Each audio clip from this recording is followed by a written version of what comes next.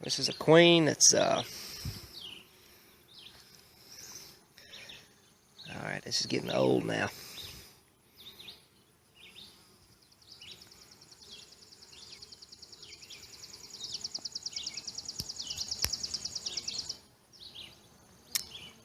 She is I don't know, about a 4 times great-granddaughter out of my original line that I started with, first bees.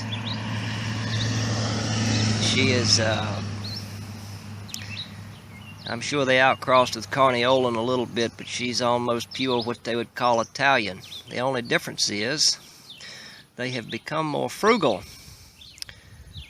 In my selection, you see the nice little band of honey, and they actually put up honey now instead of do the all brood and no honey thing. So, curious to see how they winter. You notice all of our daughters, it's a very dominant yellow.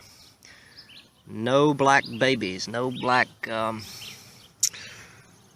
no gray babies. They are all that color. Selected for survival in these Virginia winters. So these bees here, this particular hive, the only reason I'm in it, down in the brood checking it, is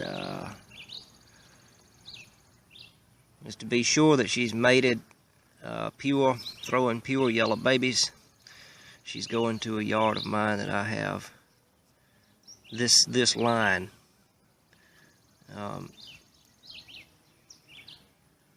Which some of them are sisters. See, she'll have a sister there, and her mother's going back there. And what I'm going to try to do is keep them pure yellow. Pure Italian, but these will winter here, should, if I keep selecting them for survival. They've never seen a treatment. They've taken severe losses, this line, in the past. 85% loss. Let's see. The original, let's see, her grandma survived 2 winters. Her siblings took a 75% loss. Her mother's siblings, rather. And but anyway, you can see she's a stretched out little sucker. Exquisite little queen if she's alive in March. But they ain't worth 5 cents in July, or June, or May for that matter. I always tell people bragging about how good a hive's doing, let me see it in March, and then we'll talk. Add a little bit to that. In these Virginia winters.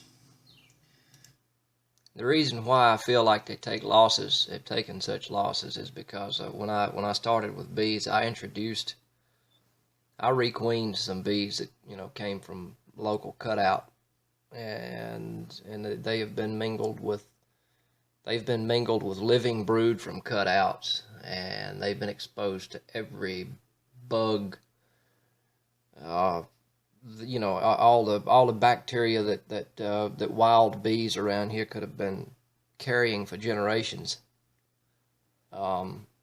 So they're becoming more and more resistant to that. Not to mention the varroa mite load, because, like I said, I've done nothing for a varroa mite or any of that. Never used an antibiotic. They're carrying the same bugs they've had from the beginning, and I've introduced a lot to them. Putting tropical bees in clean equipment where they maintain their sterile gut and all of that's bound to help winter survival. But in my case, when I started from a genetic standpoint, I